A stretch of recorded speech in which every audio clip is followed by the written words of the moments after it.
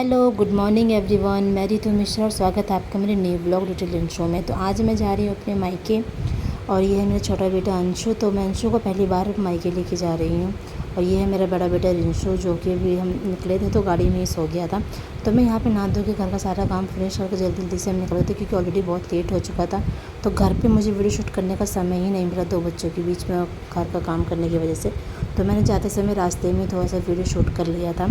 और यहाँ पे जो मेरा बेटा है ना रिंशु, बहुत ज़्यादा एक्साइटेड होता है। और सासू माँ भी हमारे साथ जा रही थी। तो सासू माँ मेरे मायके नहीं जा रही थी, वो किसी और काम से कहीं और जा रही हैं। देखिए मम्मी कैसी हो गई है सारे बाल।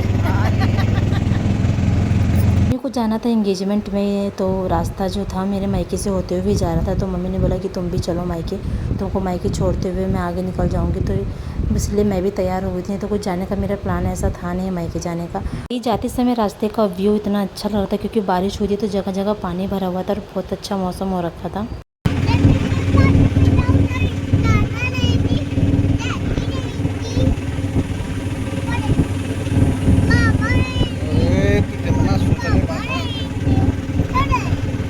रिंशु भी ना बड़ा हो गया है, जानने लगा है, तो उसको भी अब याद आती है नाना नानी की। तो उसने बोला मम्मा नाना नानी के यहाँ पर चलिए। तो इसलिए मैं तैयार हो गई थी। और इसकी ना नौटंकी बहुत ज़्यादा हो रही थी रास्ते में क्योंकि बहुत ज़्यादा ड्रामे करता हुआ जा रहा था। तो हमारा टाइम बहुत जल्दी कट गया था। तो फाइनली अब हम लोग पहुँचने वाले थे। तो ये है मेरे मायके का पेट्रोल पंप, जो कि बहुत ही पास में है। बस थोड़ी देर ही, हम थोड़ी देर में हम पहुँच भी जाएंगे। देखो ये नर्सिंग होम है।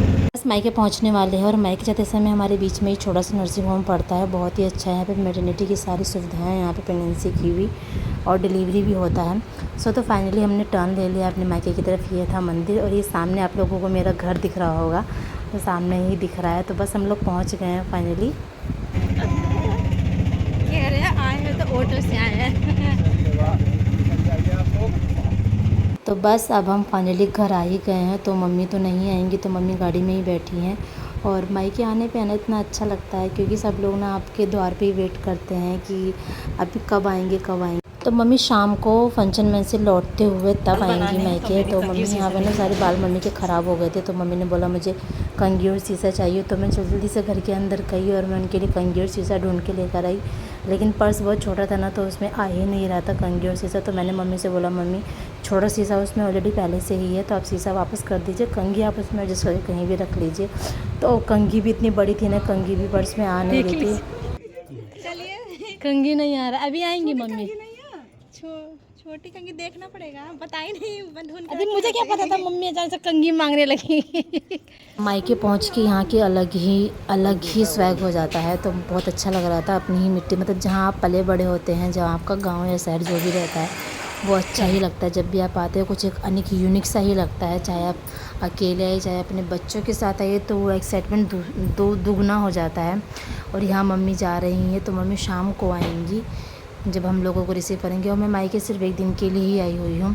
और यहाँ मायके आते ही अम्मा ने मुझको बाबू को यहाँ तुरंत गोदी ले लिया और उसको अपना मालिश करने में लग गई थी क्योंकि वो जब बाबू हुआ था तब हॉस्पिटल भी नहीं आ पाए थे उसको देखने के लिए। तो वो इतनी ज़्यादा मतलब खुश थी, उनकी ना खुशी से आँखों में आंसू भी आ गए थे। तो वो मेरा कैप्चर नहीं हो पाया, लेकिन वो बहुत ज़्यादा खुश थे। और ये देख के मुझे बहुत खुशी हो रही थी।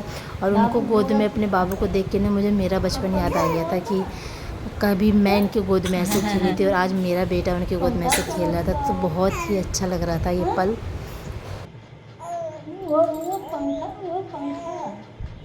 पंखा चलता हाँ देखला ना जाओ। तो मैं भी आ गई हूँ घर और बाबू घर आते ही अपने दादा दादी के साथ खेलने में लग गया है। फुट हो जा रहा है, सो ही नहीं पा रहा है। चलो खाना खा लिया। अच्छा सो जा। तो बाबू अभी अपने दादा और दादी के साथ अपने खेलने में लग गया है। और मैं यहाँ लग गई थी अपने किचन के कामों में। तो मैंने फटाफट से आके खाना बनाया। तो मैंने बनाई है सब्जी, यहाँ पे तोरी की सब्जी, और मैंने बनाया यहाँ पे रोटी बना लिया है। तो सोचा कि ला ब्लॉग का एंड कर देते हैं। तो मैं भी अपने ब्लॉग का यहीं पे एंड करती हूँ। तो अगर आप मेरे चैनल पर नए हैं तो प्लीज़ चैनल को सब्सक्राइब कर लीजिएगा और वीडियो पसंद आए तो प्लीज़ शेयर ज़रूर करिएगा। तो मिलते हैं ऐसे ही नेक्स्ट ब्लॉग में। तो आज के लिए बस इतना ही। राधे राधे।